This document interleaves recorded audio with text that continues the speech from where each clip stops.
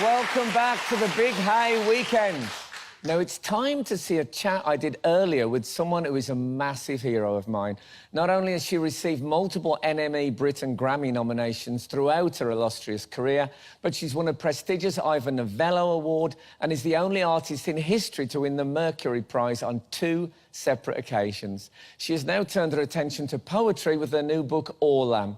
Here I am talking to the magnificent PJ Harvey.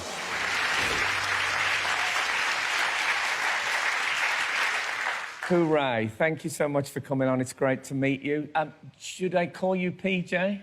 You can call me PJ, you can call me Polly, whichever's more comfortable. Look, you know what? Just being able to call you Polly without you slapping my face, I'm already glad. That's enough for me. So, look, you've written a book of poetry called Orlam. I've got to tell you, I love it. I love it. It's a world... It's like sort of reading Gormenghast or something like that when you go into a world, and I can still sort of feel it in my bones a bit after. When you bring out a book of poetry like this, is it different from bringing out an album, or is it just a ladle going into the same cauldron of creativity? And well, that's an interesting question. I do think the creative source comes from the same place, because I think as an artist, you sort of absorb everything around you all your life. Films, books, exhibitions, landscape, everything, it all goes in.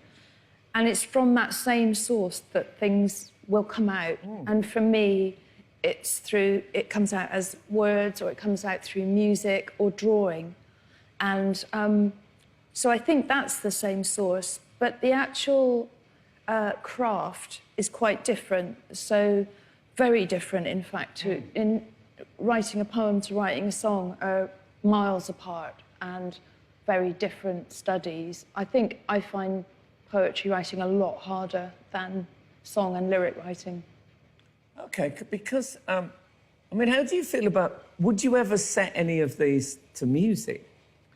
I think they would lend themselves really well to almost a narrative story piece with music. I think, and I hope, that it'll continue to have a life of its own, because I could imagine it as a strange film or a theatre piece. I just hope that it'll sort of grow away from me over the years to come. It's come out as a dress. Yeah, it has come out as a dress. I have to say, this is by the designer Todd Lynn, who's a great friend of mine, and we sort of came up with the idea together. He used one of my drawings, and this is the bag too, and then he made the design, and the Royal School of Needlework embroidered the design that Todd made, and it's done based upon the Dorset feather stitch.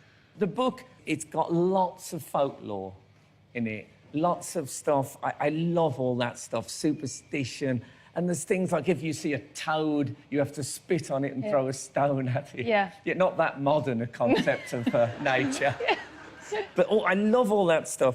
And the dialect, you've done an incredibly clever thing, I think, and I don't know if this was your idea, but the book has got the dialect poem on the right-hand page, and then what we might call the standard English version on the other. And what made me so happy is the more I read the book, the more I looked at the less I looked at the left hand. Exactly, because you start learning their language. Yeah. It is like learning a foreign language. And when I was writing the book, I was basing all of my words from William Barnes's dictionary of the Dorset dialect that he very carefully crafted and saved. And so I just referred to that all the time and basically learnt the language from this book, because he not only had the individual words, but he'd saved phrases that people would use, like seem and I, which is a title in the book, means, oh, it seems to me. Yeah. But you go seem and I. So, you know, there's all these lovely little phrases that come with it. Now, you've bought a copy of the book with you, and you can say no to this, but when you got it out, I thought, does that mean that Polly might read a bit if I asked her? Glasses are ready if you do want me to. I would love you to read a bit. Is there a poem you'd like? Well, there's one on page 73, which it begins with a fabulous sort of piece in italics. I don't know if it's yours or Oh, not. yeah. But it's about longing to be where Yeah. you can be. But the whole poem, I think, is stunning. So the part in italics at the top, that's... no one knows who the author is. It's so old. It's a phrase. It's just one of those tiny little rhymes that nobody knew who wrote it. So I'll start there. OK. Oh, that I were where I would be, then would I be where I am not. But where I am, there I must be. And where I would be, I cannot. Childhood.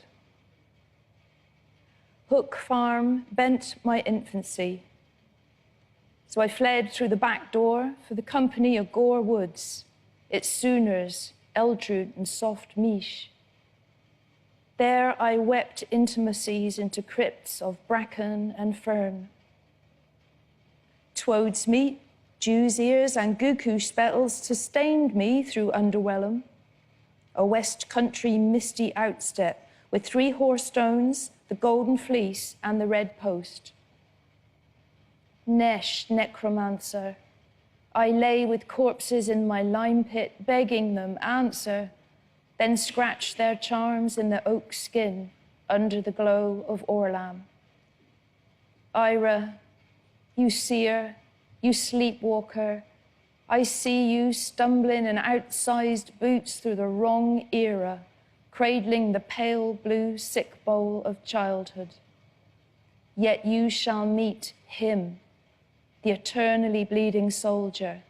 You, a shepherdess who cannot whistle, who only ever saw one for sorrow, a not girl, not boy, bride of his word. Just brilliant.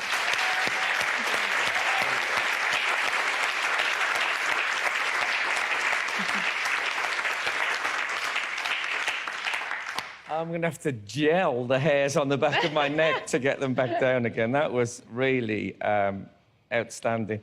Polly, thanks so much for coming on. Thanks for reading for us. Thanks for letting me call you Polly.